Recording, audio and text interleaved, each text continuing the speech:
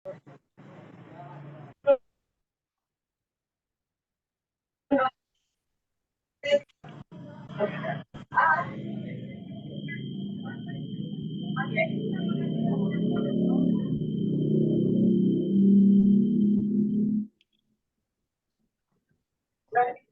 mau. Wis.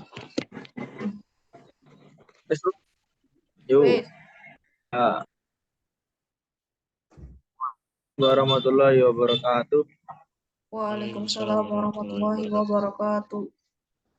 Innal hamdalillah nahmaduhu wa nasta'inuhu wa nastaghfiruh wa na'udzu billahi min syururi anfusina wa min sayyiati a'malina. May yahdihillahu fala mudilla lahu wa may yudlil fala hadiyalah. Asyhadu an la ilaha illallah wahdahu la syarikalah wa asyhadu anna Muhammadan abduhu wa rasuluh.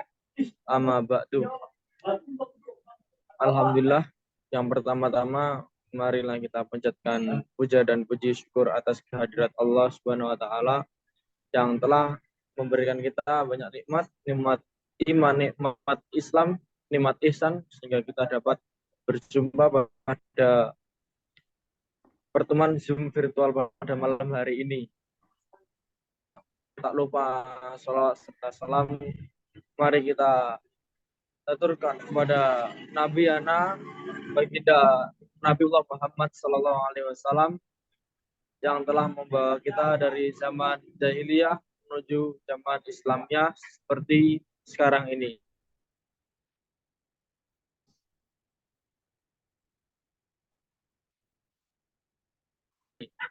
Baik, langsung saja tentang hakikat manusia menurut Islam, yaitu ada yang pertama saudara Alvan Nur Abdurrahman, yang kedua saudari Gina Rahmatika, dan ketiga saya sendiri Nabil Ilham Ramadan.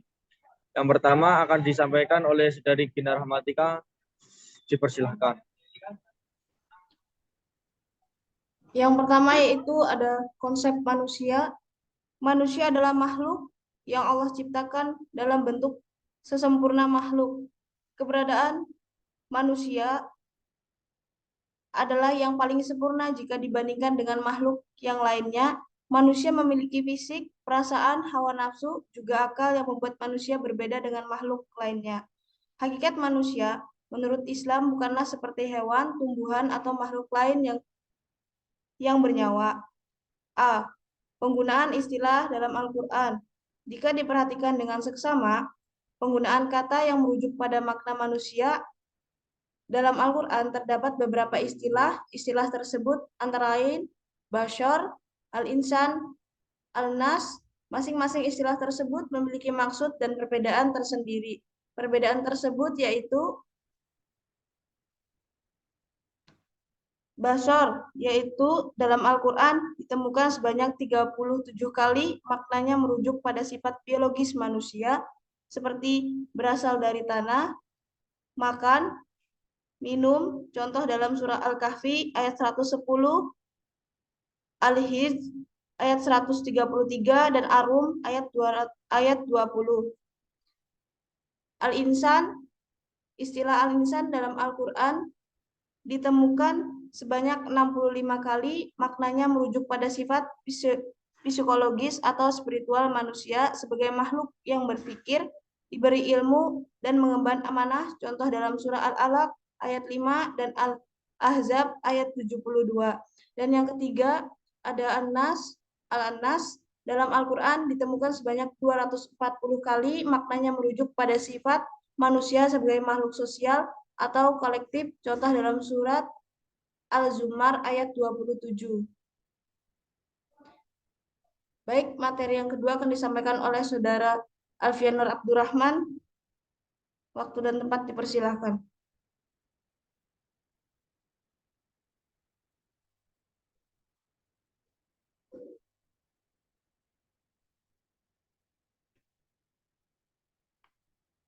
Martabat manusia.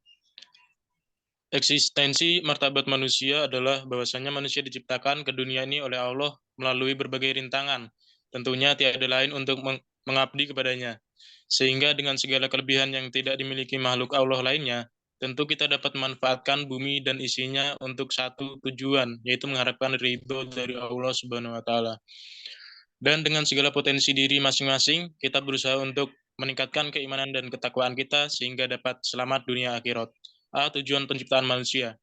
Tujuan pokok penciptaan manusia adalah semata-mata hanya untuk beribadah kepada Allah Subhanahu wa Ta'ala. Hal ini sebagaimana dijelaskan dalam Al-Qur'an surat Ad-Dzariyat ayat 56 yang berbunyi, "Dan aku tidak menciptakan jin dan manusia melainkan supaya mereka mengabdi kepadaku."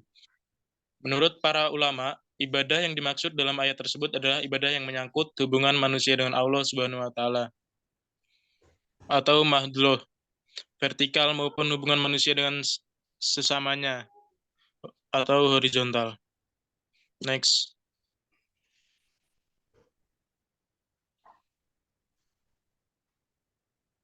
Selain itu, tujuan diciptakan manusia adalah sebagai berikut. Satu, agar manusia mengetahui kebesaran Allah.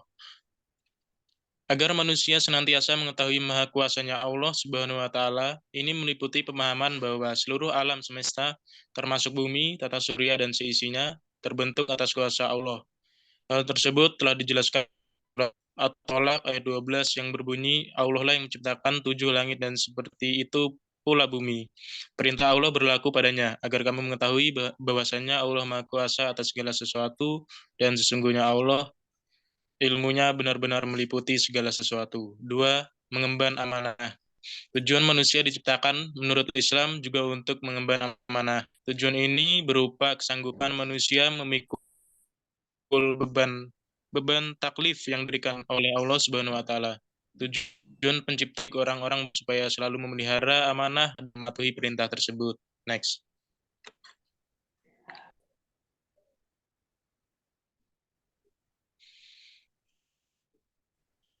B. Proses penciptaan.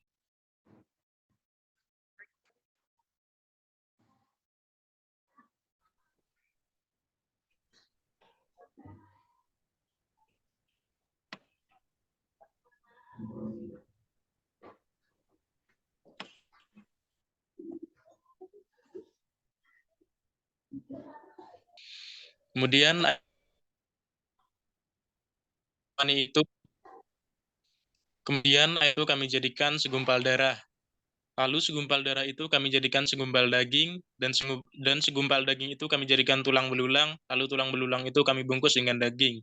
Kemudian kami jadikan dia makhluk yang berbentuk lain, maka Maha Suci Allah, pencipta yang paling baik. Dalam ayat di atas, ada beberapa proses penciptaan manusia yang dapat dijelaskan sebagaimana ayat di atas, yaitu next.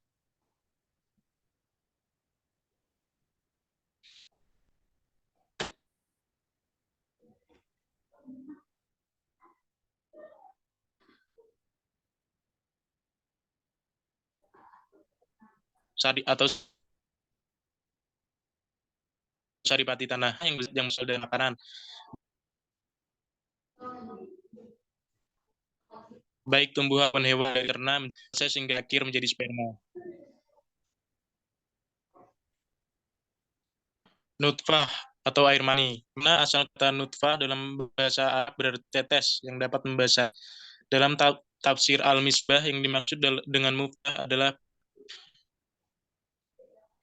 pancaran mani yang menyembur dari alat kelamin, ya. Tetapi yang bertemu dengan ovum wanita hanya satu. Selanjutnya ada alaqoh atau segumpal darah. Alaqoh diambil dari kata alaqoh yang artinya sesuatu yang membeku, tergantung atau berdempet, sehingga dapat diartikan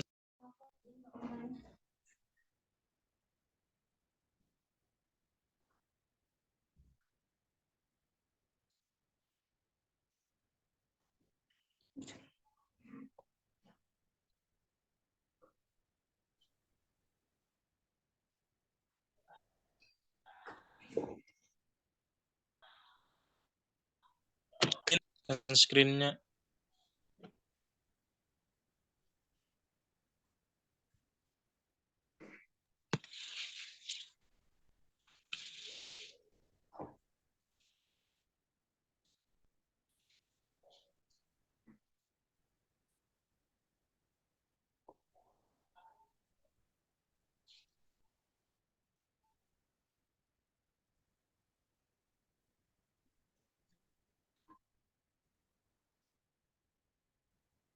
Sudah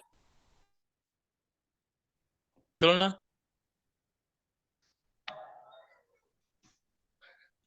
Sudah. Next. Kasih mulai rekannya.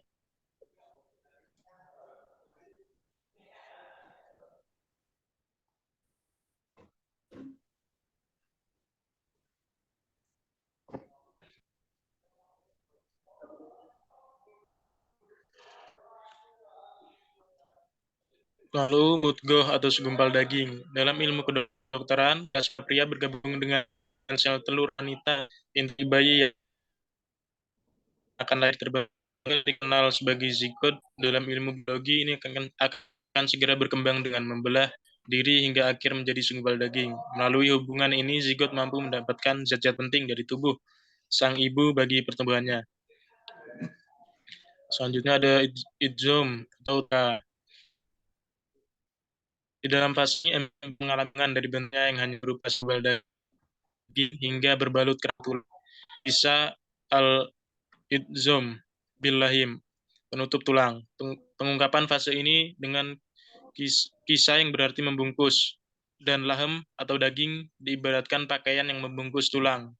Selaras dengan kemajuan yang dicapai embriologi yang menyatakan bahwa sel-sel tulang tercipta sebelum sel daging, dan bahwa tidak terdeteksi adanya satu sel daging sebelum terlihat sel tulang.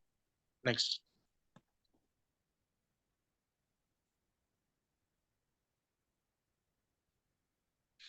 Insya atau mewujudkan makhluk lain. Tahap ini menandakan bahwa ada sesuatu yang dianugerahkan kepada manusia yang menjadikannya berbeda dari makhluk lainnya, yaitu ruh yang menjadikan berbeda dengan makhluk.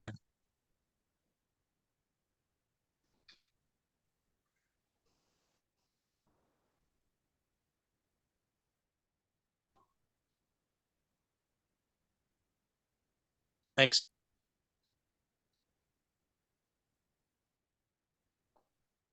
Proses manusia nutfah, alaqah, idgham dan lam, tulang. Lalu yang terakhir ada nafkurum dan lam.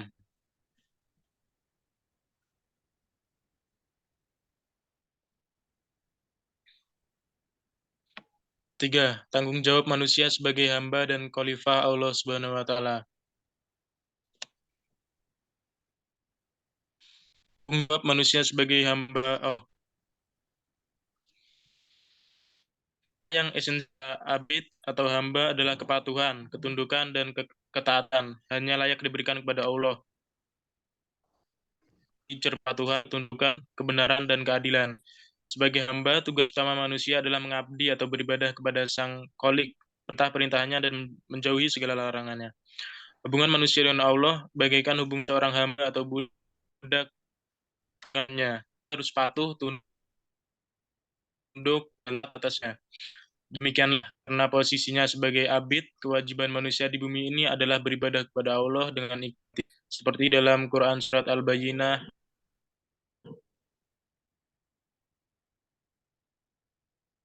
ayat 5. Tanggung jawab manusia khalifah Allah. Manusia mendapat amanat yang harus dipertanggungjawabkan di hadapannya. Tugas hidup yang dipikul manusia di muka bumi adalah tugas khalifah, tugas kepemimpinan.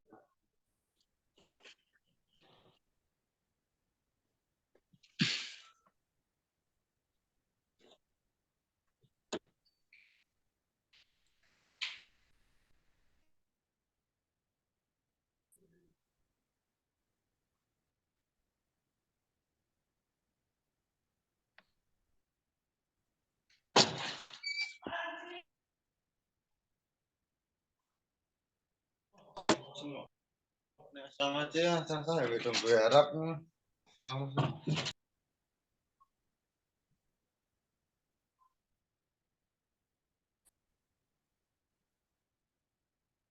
Sudah.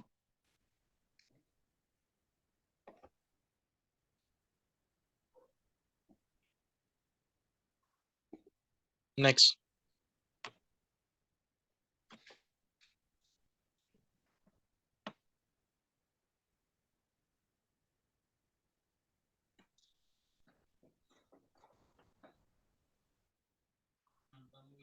Next.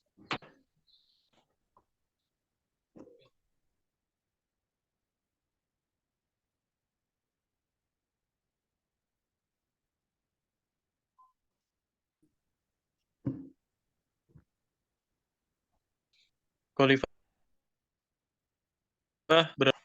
manusia menjadi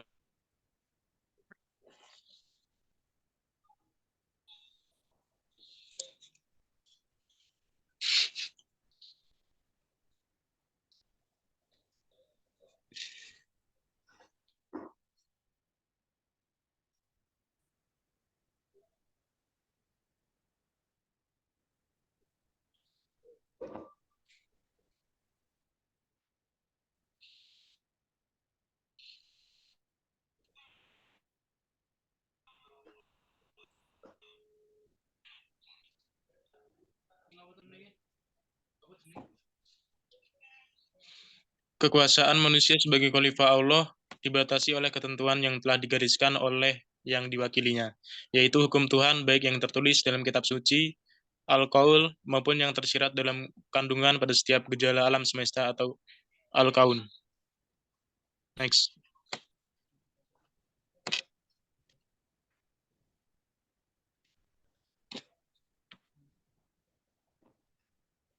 Romo.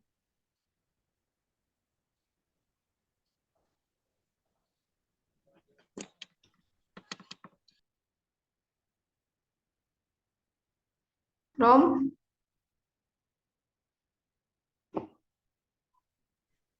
Ya, cukup sekian dari kelompok. Kalau ada kurang dan lebihnya kami mohon maaf. Cukup sekian. Nun wal qalami wa ma yasturun. Fastabiqul khairat. Wassalamualaikum warahmatullahi wabarakatuh. Waalaikumsalam warahmatullahi wabarakatuh.